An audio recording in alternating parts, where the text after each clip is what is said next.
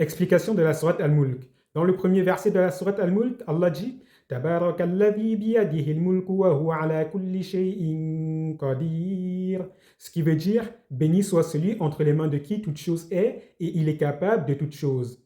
Ici, Allah commence cette sourate en nous précisant que toute chose est entre ses mains. Et quand Allah nous dit que toute chose est entre ses mains, ça veut dire que c'est lui qui décide de toute chose et rien n'arrive sans sa permission. C'est lui qui décide de ce qui s'est passé, de ce qui se passe et de ce qui va se passer. S'il décide qu'un bien ne va pas te parvenir, tu peux hâter le bien comme tu veux, ce bien ne te parviendra jamais. De la même manière que s'il décide de ne pas repousser un mal de toi, peu importe les causes que tu fais, tu n'arriveras jamais à repousser ce mal de toi. C'est pour cela qu'on dit la hawla wa la quwwata illa billah, et c'est pour cela que le croyant, il passe son temps à dire tawakkaltu ala Allah, je place ma confiance en Allah seul. Tandis que la hawla wa la quwwata illa billah, ça veut dire il n'y a de force et de puissance que par Allah.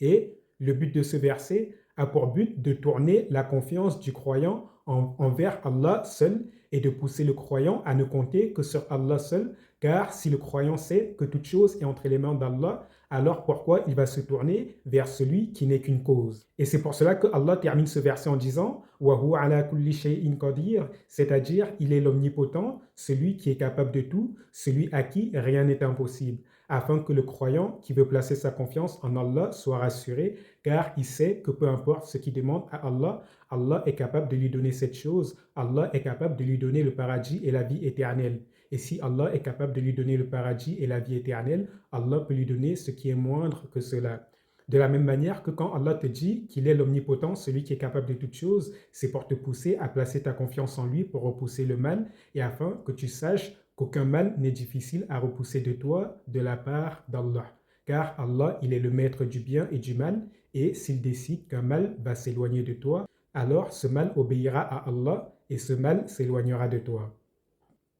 Puis, dans le verset 2, Allah dit الذي خلق الموت والحياة ليبلوكم أيكم أحسن عملا وهو العزيز الغفور. Ce qui veut dire, il est celui, Allah est celui qui a créé la mort et la vie afin de vous éprouver lequel d'entre vous sera le meilleur en œuvre. Et Allah termine ce verset en disant وهو العزيز الغفور, c'est-à-dire il est le Tout-Puissant, le Pardonneur. Et pour vous expliquer ce deuxième verset, quand Allah vous dit ici qu'il est celui qui a créé la mort et la vie, c'est afin de vous rappeler que le laps de temps entre votre naissance et votre mort n'est qu'un temps d'épreuve. Et c'est pour cela que Allah dit dans la suite du verset لِيَبْلُوَكُمْ أَيُّكُمْ أَحْسَنُ عَمَلًا, afin de vous éprouver et de savoir lequel d'entre vous sera meilleur en œuvre. C'est-à-dire que notre laps de temps de passage dans ce monde entre notre naissance et notre mort a pour but de nous éprouver et afin de distinguer les bons des mauvais, les pieux et les vertueux, des pervers et des hypocrites, et de distinguer le bon du mauvais, le gentil du méchant. Et Allah nous cite ici le laps de temps de cette épreuve, à savoir entre la naissance et la mort, afin que nous sachions que lorsque nous mourrons, l'épreuve est terminée et que celui qui est encore dans ce monde, qu'il se hâte de faire le bien et qu'il se hâte d'être quelqu'un de vertueux avant que le terme de son épreuve n'arrive.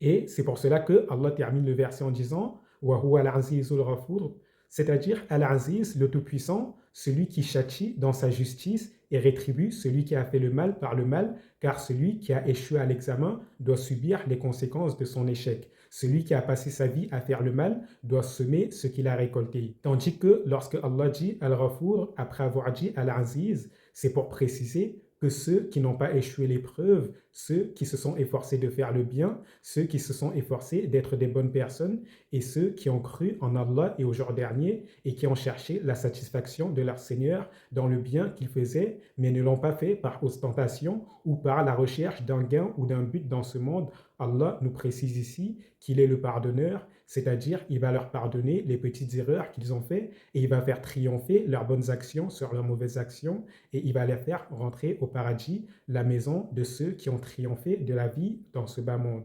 Tandis que ceux qui ont échoué cette épreuve de ce bas monde, ils subiront la colère d'Al-Aziz en enfer.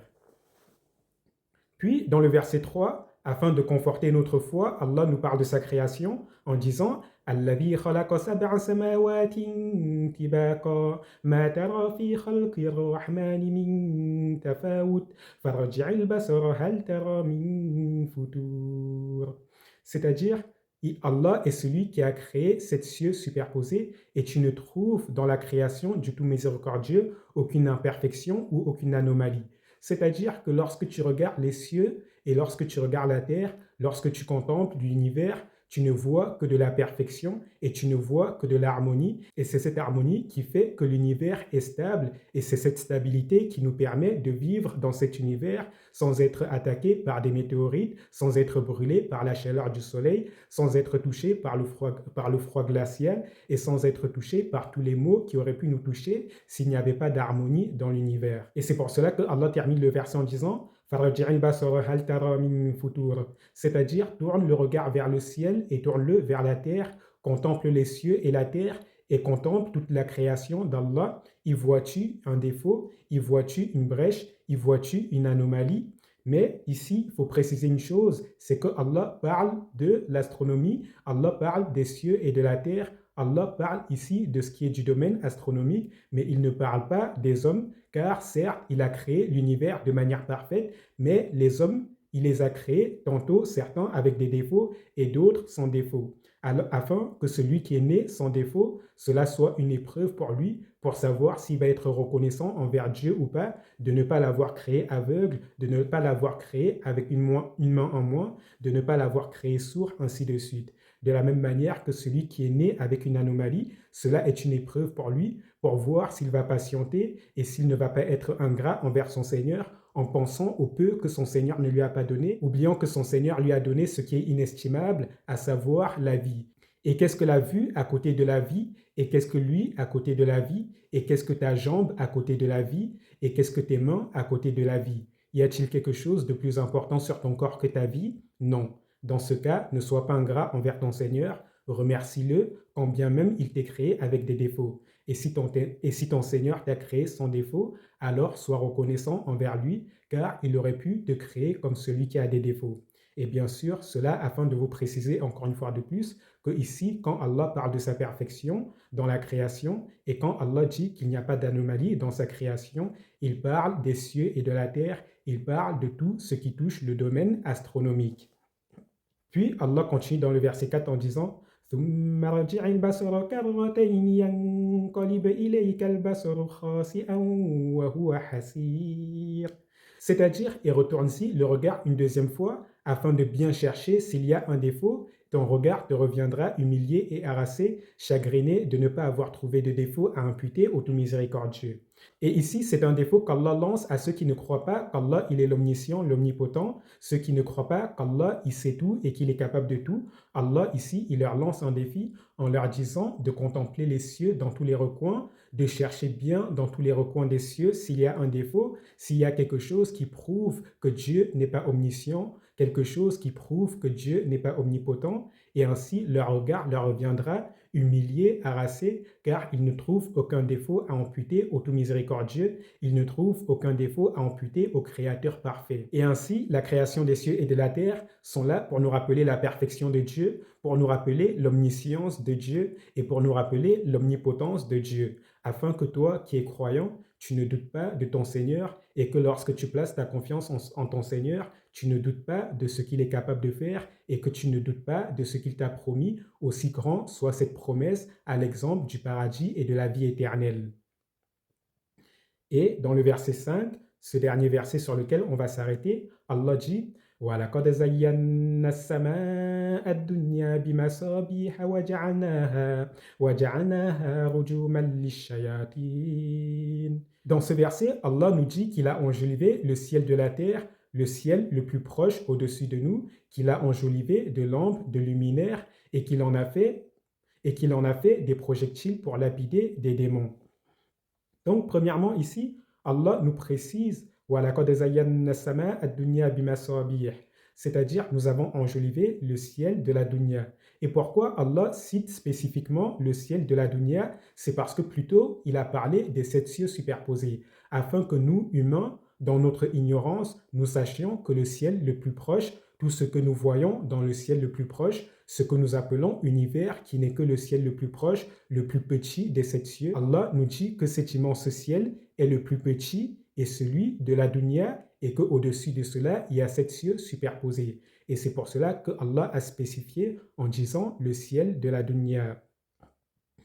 Puis, après avoir spécifié le ciel de la dunya, Allah nous dit que les étoiles filantes, les météorites que nous voyons filer dans la nuit, sont des projectiles qu'Allah utilise pour lapider les démons qui essayent d'aller écouter aux portes des cieux afin d'obtenir des informations qui vont aller échanger aux sorciers contre des adorations. Et ainsi, vous qui êtes croyants, sachez que le ciel est gardé par des anges et tous les astres du ciel sont gardés par des anges et les anges régissent ces astres à leur bon gré de la manière dont le Seigneur l'a décrété. Et ainsi, l'ange qui préside le ciel, l'ange qui préside la gestion des astres du ciel, est l'ange qu'on appelle Uriel, et à son service, il y a d'autres anges. Et ainsi, ce sont ces anges qui veillent au bon fonctionnement du système solaire, qui veillent au bon fonctionnement de la galaxie, qui veillent au bon fonctionnement de l'univers et qui veillent au bon fonctionnement des 7 cieux et qui veillent à ce que chaque astre circule dans son axe, à ce que chaque soleil soit à sa place et file selon son axe et à ce que les météorites ne touchent pas les planètes et ne les détruisent pas,